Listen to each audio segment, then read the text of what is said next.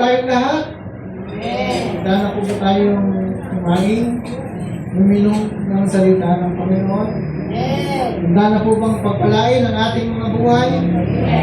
Sabi po ng Panginoon, mas nais niya ang pagsunod kaysa mga handog. No? Kasi hindi naman kailangan ng Panginoon ang ating mga handog kung tutuusin, pero ang nais niya ay ang ating pagsunod. No? So ngayon po, sumunod tayo sa Panginoon sa pamagitan ng mataimtim na pakikinig ng Kanyang salita na ihatid sa atin ng Kanyang lingkod. Wala pang iba, kundi si Pastor Romel Arnel Ventura Roque. Palakpakan po natin, mga kapatid. Amen. Salamat, kumpare kong tunay, Pastor Elway. Hallelujah, hallelujah, Lord Jesus Christ. Amen. Praise God. Kahapon po ay biglang tumawag yung ate ko. Sabi niya, baka pwedeng tulungan na yung kuya ko na ilapit sa mga kakilala ko para ma-hospital at baka lumakas. Siyempre, so dapat malilinis. Hello. Hi. Ngayon, sige, sabi ko, bigay picture. Bigay picture, sabi ko sa ating brother governor, alanganin na yung kuya ko, baka pwedeng, ala kami pang pa-hospital na pwedeng na yun. So nakita niya, tapos wala naman reply, sinend ko dun sa aking PIO, sinend ko dun sa sekretary niya, walang mga reply. Mamaya tumawag ulit, pakatay na yung kuya. Kaya tinik si Go, sekretary, PIO, sabi ko, wala na yung kuya. Sabi nga, tumatawag sa akin yung isang tauhan at sa daw Pomerania at yung tulong, gano'n. Sabi ko, hindi ko pa alam, hindi ko sila makontak. Ngayon, nadala na pala ng barangay sa isang Pomerania. Ngayon, may tulong pa rin sila. Binuro sa atlas, hindi sa bakong bayan kasi wala silang tubig. Sa atlas, binuro sa ate ko. Naghihintay naman ako ng darating kasi yung management, medyo gulo ko utak ng ate ko. Hindi naman pinakasama ng kuya ko gulo rin kasi hindi yung original ng asawa. Kaya sabi ko medyo kailangan yung magmamanage yung maayos para hindi siya masyadong magulang. So, salamat sa Panginoon ng kuya ko ay mahal ko po yun. Talagang nung palang bago itsura, umiiyak ko sa Panginoon. Pero tinanggap naman yan, Lord, kaya naniniwala po ako na umuwi siya sa Panginoon. Palakpakan natin, Lord. Lahat po natatanggap sa Lord ay uuwi po tayo lahat sa Panginoon. Wala pong hindi uuwi. Maliban sa ibang Panginoon na uuwi. Kaya kailangan po uuwihan po natin ang Lord Jesus Christ. Hindi ang ibang Lord. So, announcement po muna. Ang BCMC prayer meeting po natin every Wednesday ay patuloy po natin suportahan at nakikita po natin yung improvement na mga mukhang ala pastora na, yung mga ating mga miyembro at si Brother Rex ay kasama na at Miyerkules ng gabi. Kaya palakpakan natin ang Lord. Patuloy po nakikinig ng Diyos sa BCMC San Leonardo. Ngayon, ganito po, kanina ko lang naisip, mauubos na yung aralin ng ating mga Sunday School teacher. Ngayon, sa araw ng ating admin pastor or bishop, Emre, ay ang aking pong i-recommendang aralin ay ang aklat ni Juan. No? Isa-isang verse lang. Halimbawa, John chapter 1, verse 1, verse niya. Paliwanag mo yun. Gawan mo ng question and answer sa conclusion and salamat. Tatanong mo siya. John chapter 1 verse 2. Bibigyan mo sa kanila. Hanggang sa mababasa natin buong Biblia ng John na Sunday School yun. Nang hindi marami ng verse na pinabasa na mukhang medyo may naiiwan. Tama lang yung isang verse, yung pag-aaralan natin, hihimayin natin bawat bersikulo ng Biblia ay hihimay natin, pag-aaralan natin sa Sunday School na itinutuloy na Wednesday night. So, ganun ang gagawin natin. Pwede mo nang i-assign Sister Sonia, yung mga Sunday School teacher, sa John chapter 1 kung sino, John chapter 1 verse 2 sino, John chapter 1 verse 3, lahat kasi yun ay may kabuluhan ng mga bersikulo na yun. Hindi parang comics na papasahin mo na wala ka na intindihan. Matapos yung mga ano. Oo, lahat na kayo kasi maubusan kayo ng aralin eh. So, yung aklat kasi ni Juan ay sapat na. Ano? Pag yung nabasa mo, para sa isang kaligtasan, sa isang matibay na pundasyon ng pananampalataya. So, supporting natin yung mga iba pang aklat sa mga kusog na panahon. So, hindi tayo maubusan ng aralin. Talagang may antipare, no? Okay, supportan po natin. And then, may happy birthday po sa mga naging mga araw. Meron ba? Wala? Ano? Okay. Ang music ministry natin, palakpakan natin ng Lord. Talagang napakabuti ng Diyos sa buhay ng gagawin niya. Ang ating mga singers ay patuloy na kumikita sa Lord. Ang BCMC, Amihan Mission Service, pag-pray lang po natin. Sige palang ganyan, gastos-gastos muna. Nasa bayan pa naman muna. And then, ang ating Sunday School teacher, nalalapit na yung tinit, maaaring May or June ay kung kalaw ka ng Lord, ay papasok na kayo. Kung every Monday, doon sa building ni Governor, sa Sircum. So, sinabi sa Matthew 24 verse 21, sapagkat sa panahon yun ay magkakaroon ng matinding kapighatian, no? Ano kayang kapighatian yung sinasabi dito ng Panginoong Hesus? Si Panginoong Hesus po nagkasalita yan.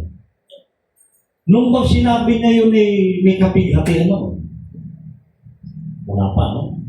Kasi on that time may payapa, alam kaguluhan. Nung sinabi niya, o maaaring may ibang namimighati dahil sa kabiguan. Yung binabanggit ng Panginoon ay magkakaroon ng matinding kapighatian. Ano kayang kapighatian nito? Sa huling panahon. Maaaring ito na yung masusunod ng mga daigdig, ng mga bansa. Maaaring ito yun. Ano? Hindi natin kasi pwedeng hulaan sapagkat hindi po manghuhula ang Pasko, hindi manghuhula ang mga anak ng Diyos. Ang pwede lang po magsabi ng mangyayari, number 1 Diyos at ang kanyang propeta ang totoo. Pero sa panahon kasi natin ngayon, meron ka pa bang masasabing propeta na lahat ng sasabihin niya totoo. Maging sa apostol. So mga kapatid, yung kapighatian na yan ay hindi makakalimutan kailanman at hindi na muling mararanasan. Kasi kung yan ay hindi na muling maranasan, baka yan ay yung huling kapighatian. Naalulungkot isipin mga kapatid na nagsasaya tayo, sabi nga ng isang matanda, doon sa karangang Rebesiya ng 100 years, malakas yan. Ano po sikreto nyo, sabi namin? Okay, nagpapasalamat sa Panginoon, hindi ako naging mayaman. Dahil kung naging mayaman ako, lahat ng kababata ko, 50, 60 aktay. Kasi talagang, pag nakakita ng barbecue, talagang yung 10 barbecue, unang, isang tao, magpepero. Sa nakakita naman ng deo, ako yung 10 deo, biting ka doon. Nakakita na naman ng mga iho-iho na kung ano, lahat kinain, iho ng manok, isda, lahat kinain eh. Kung nakain daw niya yun, baka hindi siya umabot ng 100 years. Na para na lang siya nabigyan ng 100,000 pesos. Pero po lagi yung kinakain, minsan, ano lang, tubig, kanin, asin. Maraming pagkain eh. Swerte na pag may dahon, pag walang bakong, talang gano'n. Kaya sa buhay sa bundok, kailangan meron ka lang bakong, asin, bitsin. Kahit walang bitsin, buhay ka na sa Pilipinas. Yun ang kanang pagkain sa bundok buhay. Yung mga toxin and acid ay walang kuwang sa kanilang katawan. Sapagkat ang kinakain nila walang toxin, walang acid, na nakukuha sa kinakain natin ngayon. Kaya nga, napakapalad ni Kursina, si nanay 91 na ba? Oo. Kung naging milyonaryo si Kursina, baka puro ulit siyang baboy pinakakain, matutudas ka agad yan. Awa ng Diyos. Hindi siya milyonaryo, dibunaryo lang siya, ang dibunaryo. Kaya napapakain naman niya ng mga tinolang, papaya, masustansya, no? Kaya napakabuti ng Diyos. So walang bighati na kabuti. Kasi pinakamatinding kapighati at kung nangyari sa mga sakit ng kuya ko, hindi na may pasok sa hospital kasi cancer sa bito. Hindi na kaya ng private, public, hindi na kaya ng libre. Private na. Talagang yung 50 mil mo, baka hindi abutin 2 araw yun sa private hospital. Kaya nga, yung kapighatian, isa sa literal na magaganap ay yung magkasakit ka ng isang matinding sakit karamdaman na nag-uubos ka na ng kayamanan ay hindi ka pa gumaling-galing. Buti si Brother Rex gumaling. Yung kuya ko patay. Diba? Ganun talaga eh. Si Brother Rex si malakas sa Panginoon ko eh. Yung kuya ko, hindi pa siya born again. Kahit kung ate ko, kung pupunta kayo doon, may makita ko yung nagsusugal. Sa pamilya namin, ako lang yung kumalas doon sa bukong itin. Ako lang yung naging upang ko din. So, hindi pa nangyayari mula sa pasimula yung mangyayaring kapighatian na darating sa ating buhay. Kung ano mang kapighatian ito, maaaring ito'y sa dinaranas ng isang may sakit karamdaman na hirap gumaling ay isang kapighatian. Pero tandaan natin, anumang uri ng kapighatian na dumating sa ating buhay, huwag mong kalilimutan nandiyan ang Panginoon. At kung meron magtitindi sa sakit ng kapighatian, inabot ng isang tao, wala pong iba, hindi yung sinapit mo, kundi yung sinapit ng Panginoon Jesucristo sa krus ng Kalbaryo. Na bago siya pinakulong, siya ay pinagpasan ng krus na pagkabigat-bigat. Hinampas, nilatiko, pinasok, itinusok, pinudla. Baka kung gagawin sa yung mangyari yun ay napakahirap. Ginagaya ko na nagpipinitensya, pero peke. Dito lang nakapako. May gamot yung pako para hindi siya matitamo. At nakatali para hindi bumitin. Pag bumitin, matutuloy yun. Tapos may tutungay pa. Ang Panginoon Jesus, walang tali. Nakabitin. Sumagpo sa buto. Yung pako. Walang gamot, walang anesthesia. Nakabitin. Pati ang kanyang paa, walang tali, walang tinutuntungan. Nakapusok. Pinakamahirap na kapighatian na inabot ng isang tao na nang dahil sa iyong kasalanan, dahil sa iyong naging kasinungalingan, dahil sa iyong naging pakikiapid, sa pagiging barumbado sa magulang, sa pagkukupit-kupit mo, sa mga maliit na bagay, sa paghahanap mo sa hindi sa iyo, ang Panginoong Jesucristo ay dumanas ng ganun at hindi kapighatian sa krus ng Kalbaryo para lang maligtas ang iyong kasalanan. At ngayon natubos ka na niya sa iyong kasalanan. Minsan hindi mo pa rin mapaniwalaan na nilinis ka na ikaw ay ligtas na pupunta ng langit anumang oras ka mamatay mula ngayon. Dahil sa pagsampalataya mo na tinubos niya ang iyong kasalanan sa krus ng Kalbaryo, ikaw ngayon ay isa ng bagong nilalang at wala ka na sa dating pagkatao, hindi ka nababalik doon sa paraha, sa alak, hindi ka nababalik doon sa mga murahan, chismisan, na pinag-uusapan niya buhay na may buhay dahil bago ka na. Nagawa mo ba kapatid yung gusto ng Diyos na magkaroon ng katotohanan ng ginawa niya sa krus ng Kalbaryo para ang kapighati ang kanyang inabot ay hindi mo mapanasin. Dahil kung tatanggapin mo lahat ng kanyang pagbabago na pinagkaloob sa iyo, na hindi ka na maghahangad ng kahit na anong bagay, tanggap mo na itong buhay mo, ito kapalaran mo, huwag mo nang hangarin sapagkat habang hinahangad mo, ang naghahangad, sabi niya, lalong mawawala. Ngunit ang nagbibigay, Lord, hindi ko matanggap, hindi ko matamo ang gusto ko. Ito sana ako pero hindi mangyari. Sige Lord, sa iyo ang buhay ko, bahala na. hindi ko na rin. At doon ipagkakalog siya ng Diyos yung hindi mo hinihingi. Bibigyan ka ng biyaya at papalang hindi mo sukat na lang. Nagkabi-kabidahan ko yung mga tao kung doon ako lumaki sa Anglos eh. Pagkagaling ko sa Karangal, doon ako lumaki. Nag-aaral, nakatapos ng pag-aaral, walang trabaho. Pinagtatawanan ako, tapos ng college, walang trabaho. Ang mga masadang tricycle, nagsisecurity ka, nagkukunduktor ng baliwag. O ano, trabaho, pinasok. Wala. Wala.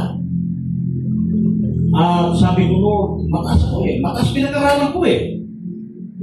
Sumabog, naripatin bahay ko sa Atlas, nauwi ako ng amihan. Sumabog appendix ko.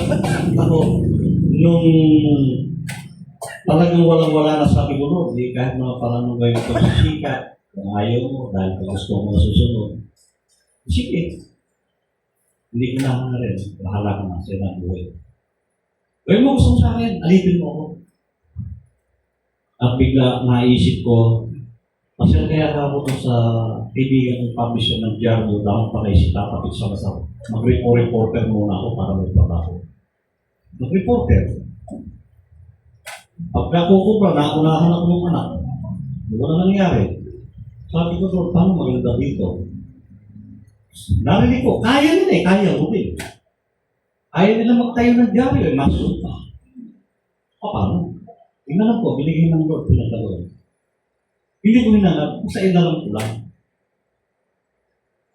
Ano na, nagsimula ako sa, gusto ko big company pumasok. Siguro nagkat ako ng Baliw Class kasi big company, dapat pala sa ABCB na nag-secure dito. Nandun ako, pero hindi ako para doon, para dito lang. So ano man yung hinahangad mo na gusto mong mangyari, surrender mo na sa Lord yan, kapatid. Kasi kung hindi nangyayari, hindi ka looban ng Lord yan. Sinasaktan mo lang yung sarili. Gusto mo maging teacher, ayaw nga ng Diyos eh. Alam mo sa tumulog sa iyo. Pero yung mga teacher na tinawag ng Panginoon, nung gusto sila mag-teacher, hindi sila maging teacher. Nung ayaw na nila maging teacher, biglang naging Sunday school teacher. Diba? Bigla ka naging Sunday school teacher ngayon dito. At nagkakaroon ka ng alam kamangha-mangha na ginagawa ng isang teacher. Baka dito ka magti-teacher, hindi doon sa school na gusto mo. Dahil ang BCM sa Leonardo pwede rin naman magkaroon ng school. Unahin muna natin yung proseso, church building. Susunod yan, DepEd, registration for school, kindergarten, preparatory. Alam niyo, masarili mo yan. Amen. Sino ang principal dyan? Ikaw na teacher. Ganun. Unahin natin ang Panginoon, unahin natin ang church building. Kaya tagal na pinaniwalaan ng ilang mananampalataya na nanggaling dito na dapat ito ay malaguan. Pero wala pa rin. Dahil minsan gusto natin, pero ayaw ng Lord. Bakit? Kasi tayo may gusto. Ayaw natin ang Lord ang makagusto. Kung ano ba ng Lord, magkakaroon yan. Pilitin mo mga pilitin, sasaan mo sa kanya, wala rin. Wala rin. Pero pag tiwala mo sa Lord, basta ako pag nagbigay doon sa isa, pantayan, 100, 500, 500, 50,000, 50,000. Kalo ko sana kayo ng Lord ng 100,000, 50,000 bigay mo. Amen. Diba? Ganun. Kasi mahirap mangaral ng katotohanan kung yung nangangaral wala sa katotohanan at ang katotohanan ang mapapalaya sa atin. Tanggapin mo, Lord, bilang Lord. Ma-bless ka kung ang taong dating masamay naging mabuti, naging Christian. Ma-bless ka kung yung dating masamang tao na naging Christian, naging lingkod ng Diyos. Maraming yung lingkod ng Diyos. Natitiso doon sa kapwa niya lingkod ng Diyos. Masamang tao daw yun. Walang gano'n sa Panginoon. Kapatid, hindi na kailangan mangyayari pa yung mga bagay na hindi mo inaasahan na dapat mangyari. Hindi na mangyayari ang mga bighati na yan. Isuko mo lang lahat sa iyo. Sa Diyos, ano ba isusuko mo? Buhay mo. Kagustuhan mo. Sariling kagustuhan mo na lagi nasusunod, lagi napapahamak, maipilit mo tama, kaya nanay, kapatid mo, kaaway mo, kasi gusto mo, ikaw lagi nasusunod. Pero kung yung kalooban ng Diyos ang gusto mong masunod, pinagalitan ng nanay mo kapatid, may nagmura sa iyo, may nagsalta sa iyo, kung kalooban ng Diyos ang nasusunod sa iyo, hindi mo sila papansin, kundi papanalangin pa sa Panginoon.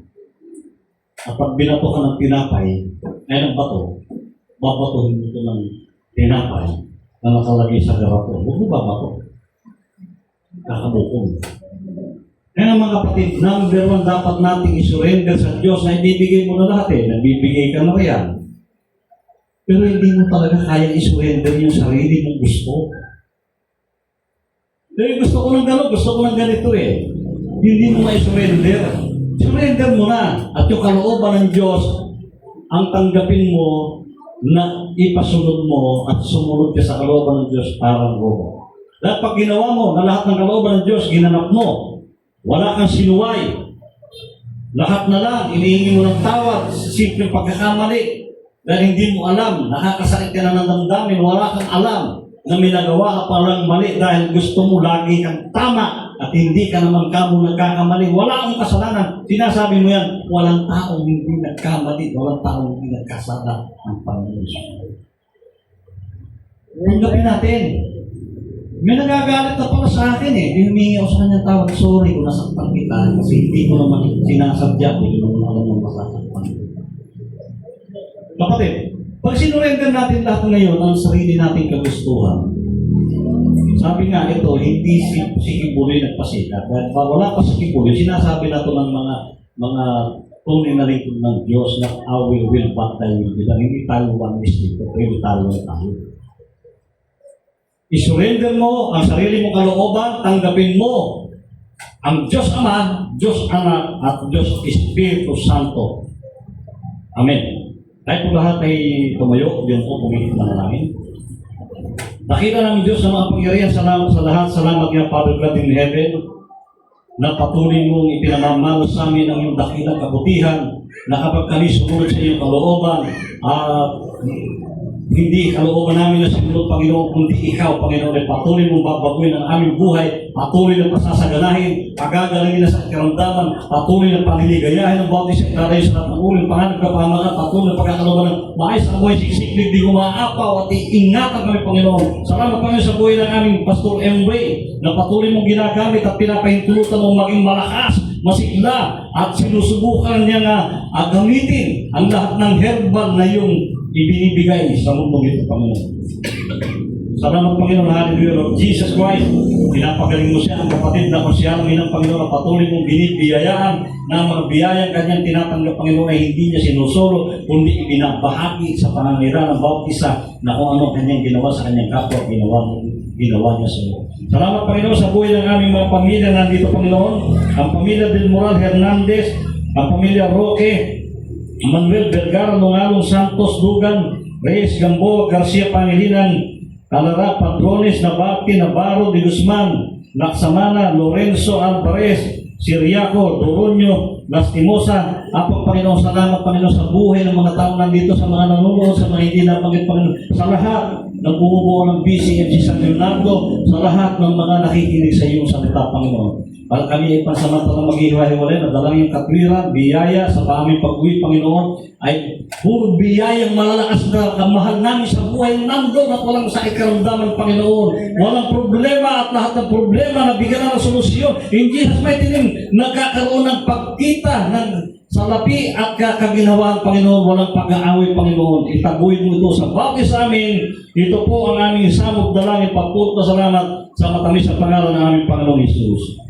At ngayon, sumainyo ang biyayang hindi malirit na pag-ibig ng Diyos na nagpapatawad ng inyong kasalanan sa pamamagitan ng kanyang pagtulo sa krus ng Kalbaryo. Tanggapin ninyo ito, tagday ninyo sa mga kayo umaroon, humayo, at gawin ninyong alagad ang lahat ng bansa upang maging patuto sa lahat at darating ang wakas sa inyo, sa Diyos ang kapurihan, kalulhatian, magpakailanman, sa ngalan ng Ama, ng Anak, at ng Espiritu Santo. Amen. Amen. Amen. Magkamayin po tayo. tayo bilang magkapatid sa Panginoon.